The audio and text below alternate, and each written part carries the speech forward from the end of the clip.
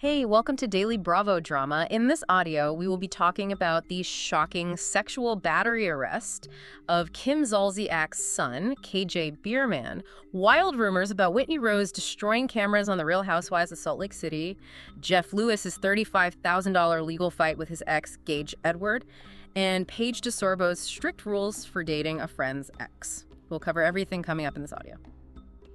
Hey, this is Delilah. Hey, this is Fahi. Welcome to Reality TV Audio Podcast, Where we break down the latest in reality TV every day. So the mission of today's deep dive is really just to sort through all the noise. I mean, there's so much out there right now. There's a ton. Yeah, so we were taking the actual police reports, the court filings, and these exclusive insider interviews to just get straight to the facts of today's biggest reality TV headlines. Right, no fluff, just the facts. Exactly. And we are starting with the story that has just completely taken over the timeline this week. It involves the 15-year-old son of former Real Housewives of Atlanta and Don't Be Tardy star, Kim Zolciak. Yeah, this one is heavy. It really is. Kroy, Gage Biermann, was arrested for alleged sexual battery and aggravated sodomy. And the details coming out of this police report, they're incredibly intense. They are. So the documentation we have, it paints a very specific picture of what allegedly occurred. This was on April 23rd at a Lifetime Fitness in Alpharetta, Georgia. Right. And according to the police report, the female victim stated she originally went to the gym for a chiropractic appointment. But when she found out her chiropractor wasn't in, she just made the decision to stay and work out. Right, and she says she was in the gym's cafe area when she saw KJ, and the report actually notes that they knew each other, like from high school. Yeah, they had that prior connection. Exactly. She described him to the police as a flirty, joking kind of person. So she called out to him, they started talking, and then he allegedly asked if she wanted to go into the co-ed sauna with him.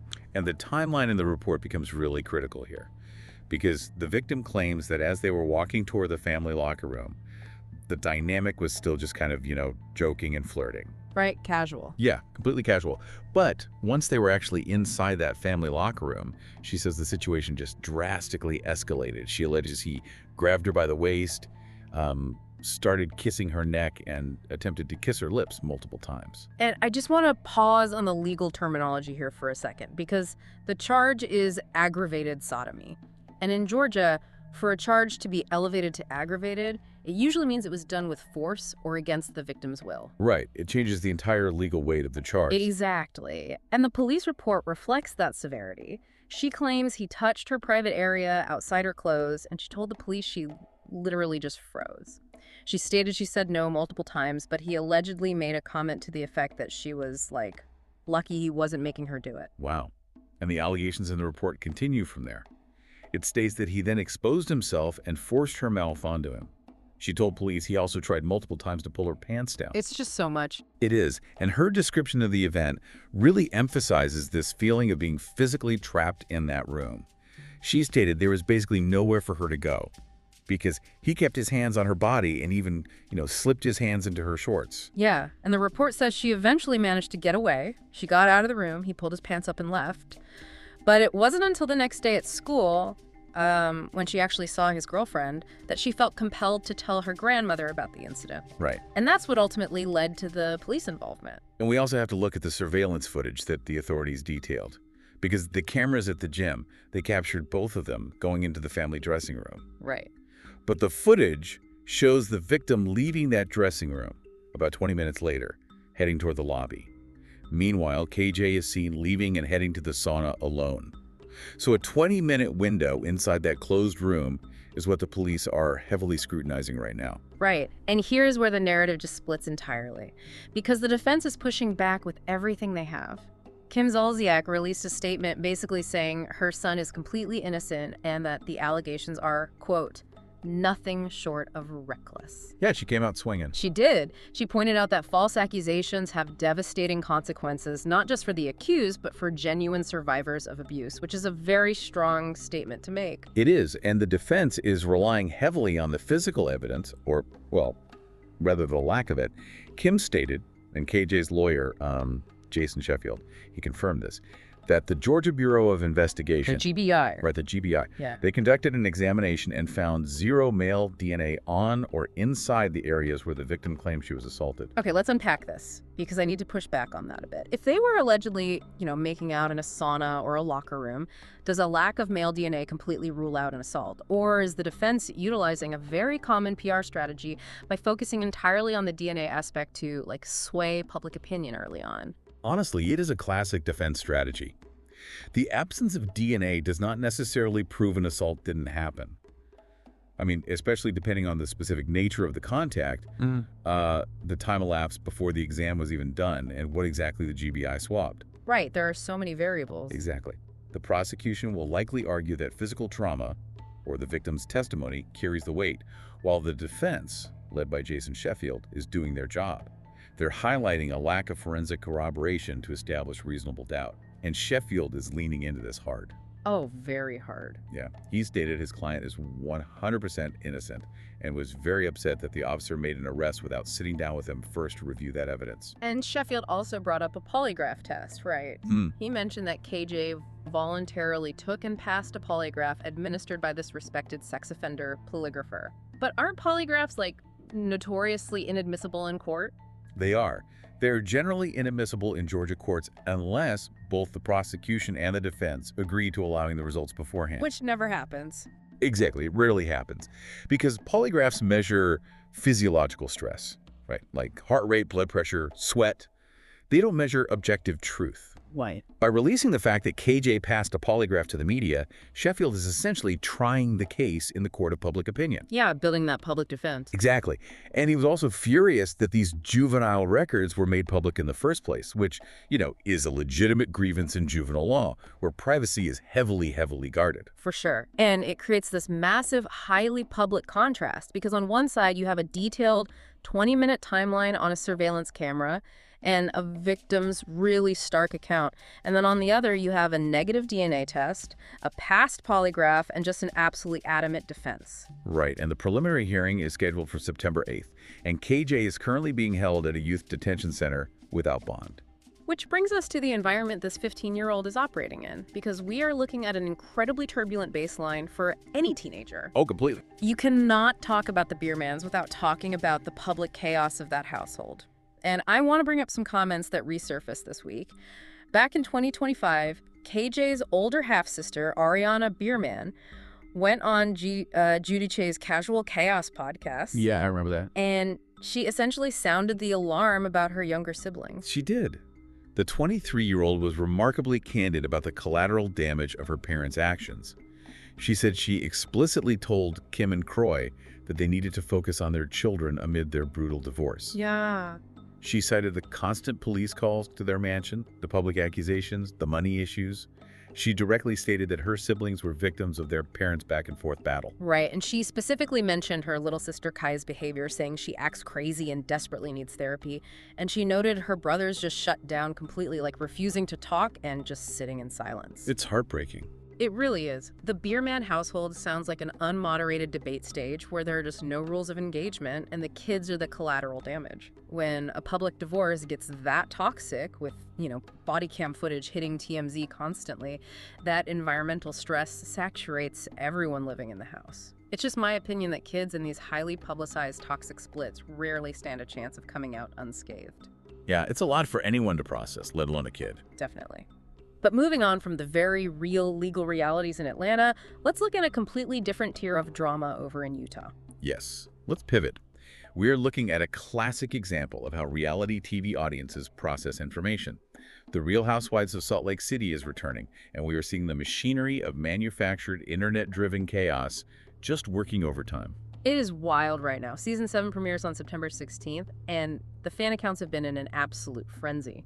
The biggest rumor this week was that 39-year-old Whitney Rose completely lost her mind during the season finale. Oh yeah, the camera rumor. Right. The rumor claimed she broke a production camera and basically put her entire job at risk. And you have to understand, a broken camera is the holy grail of reality TV rumors. It signifies a complete loss of control and a total breach of the fourth wall. Like reaching out and smashing the lens. Exactly. Production cameras are very expensive union-operated equipment. Breaking one isn't just dramatic, it's a massive financial and legal liability for the production company. Right. So it sounds perfectly tailored for reality TV hype, but according to two exclusive reality insiders, it is entirely fabricated. One source explicitly stated there is, quote, no truth to this, and another echoed that there is no merit to the rumor, confirming that no camera was ever broken. Which just makes me wonder, why do fans create these elaborate fictions right before a season airs? We always hear these totally unhinged rumors like someone got a black eye or someone threw a glass, and half the time someone literally just tripped over a rug. Are fans just projecting the level of chaos they want to see? I think it's entirely about the psychology of anticipation and this concept of a downtime vacuum. A downtime vacuum. Yeah, when a show isn't airing, the fandom still exists online, right? Mm-hmm. And they need content to sustain their community engagement. So parasocial relationships drive fans to speculate wildly. They'll take a tiny grain of truth. Maybe Whitney had a tense argument that someone heard about, and the internet telephone game just amplifies it into a smashed camera. That makes so much sense. But the irony here is that the actual drama in Whitney's life doesn't even need fake rumors to be compelling. Her marriage to her 58-year-old husband, Justin, is currently fracturing on camera. Yeah, the season trailer features a very raw, devastating moment. Whitney tells Justin, I don't know if you and I can move forward in our marriage or if it's over. Ooh. And insiders have confirmed that while they haven't formally retained attorneys or filed for divorce yet, they are currently separated and no longer functioning as a couple. It just proves that the real-life implosion of a marriage is usually heavy enough on its own. You don't need shattered camera lenses when the foundation of a family is actively shifting. Exactly. And navigating that initial separation while living in the public eye, it just amplifies the tension exponentially. Every conversation is analyzed, not just by your spouse, but by millions of viewers at home. It sounds so stressful. And before we look at exactly how much a messy split can cost you years down the line, we actually want to give a quick shout out to our listener, Sarah from Texas. Hey, Sarah. She messaged us this week asking for the real truth behind all these crazy Bravo rumors. Sarah, we appreciate you tuning in. Keep those messages coming. Absolutely. And Sarah's curiosity about the realities of these shows brings us perfectly to our next subject. Because if Whitney and Justin are at the very beginning of a split, navigating the initial emotional fallout, we only have to look at Jeff Lewis and Gage Edward to see what happens when that emotional fallout turns into a financial war years down the line. This is a never-ending saga. I mean, Jeff recently revealed on his SiriusXM show, Jeff Lewis Live, that settlement talks with Gage have failed yet again. Yeah. These two share a daughter, Monroe, and their relationship is so contentious that they're actually forced to communicate through a co-parenting app called Family Wizard. Yeah, our Family Wizard.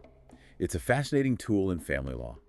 It is frequently mandated by judges in high-conflict custody cases where the parents simply cannot speak to each other civilly. Oh, so the court orders it. Exactly. Yeah. The app tracks all communication, schedules, expenses. It even has this feature called Tone Meter that acts like a spell check for aggressive language. Wait, really? Yeah. It warns a parent if their message sounds hostile before they hit send. Because everything on the app is an unalterable record for the judge. That sounds absolutely exhausting to live with every single day. But let's break down the actual numbers causing the current stalemate because Jeff laid it all out. He says Gage initially requested $35,000 to cover his attorney fees. Then Gage lowered that request to $25,000. Jeff, who basically just wanted to be done with the headache, countered with $10,000. He literally said, for $10,000 for it to go away, I'll do it. Right, just to make it stop. Exactly.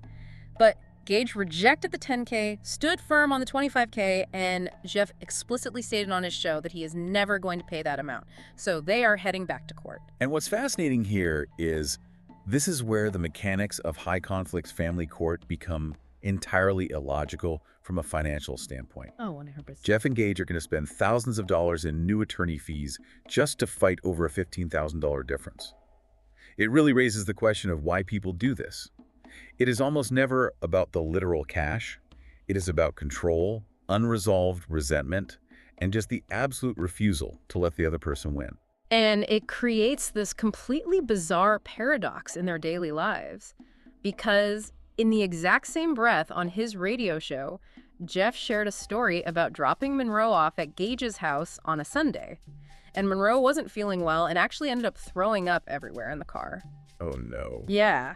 And Jeff said that despite the fact that they don't really speak, they both instantly shifted into daddy mode. He described the scene where they were grabbing napkins, wiping her face, and completely working as a team to take care of their daughter. He even admitted on air, I wish we could co-parent like this all the time. It is so wild to me. You have these two guys who clearly love their kid, who instinctively drop all their animosity to just clean up vomit together in a driveway. But the second the lawyers get involved, that decent co-parenting dynamic completely evaporates. It just proves that financial disputes can completely override and basically bankrupt any goodwill you've built up as co-parents. It really highlights the tragedy of high-conflict divorce. The shared love for the child is genuine and instinctual, as we saw in the driveway. But the financial entanglement creates this structural barrier that just keeps them locked in a state of perpetual warfare. So how do you avoid ending up in the family wizard phase of life, negotiating attorney fees over an app?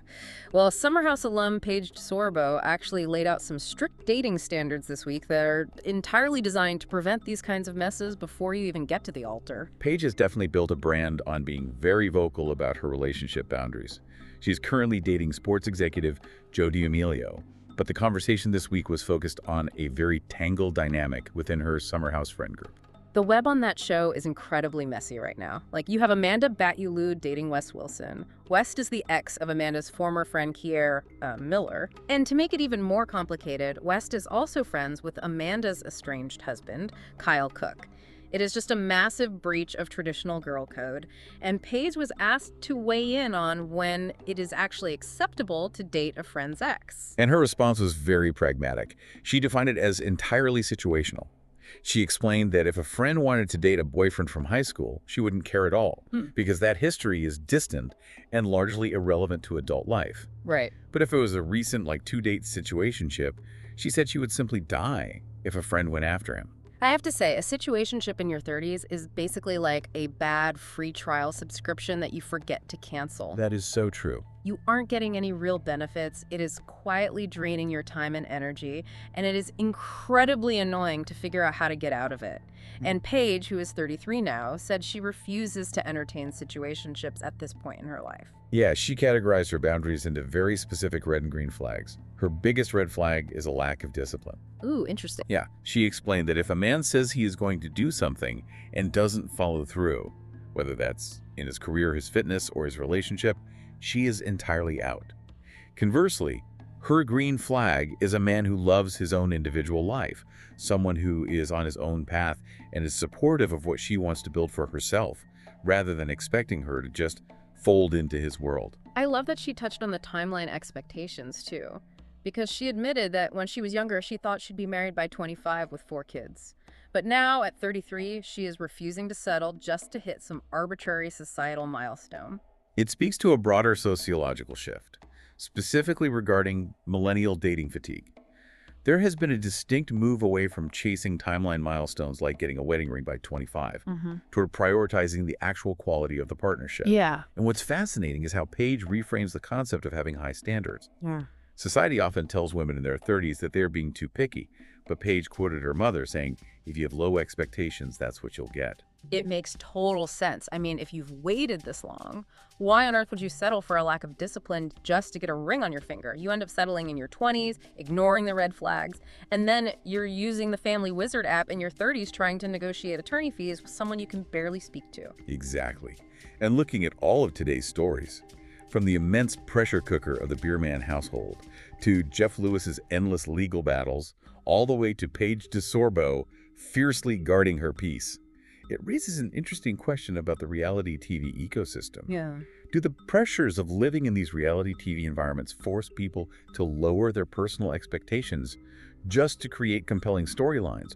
Or do these shows simply expose relationship red flags much faster than the real world? Something to think about next time you watch these casts interact.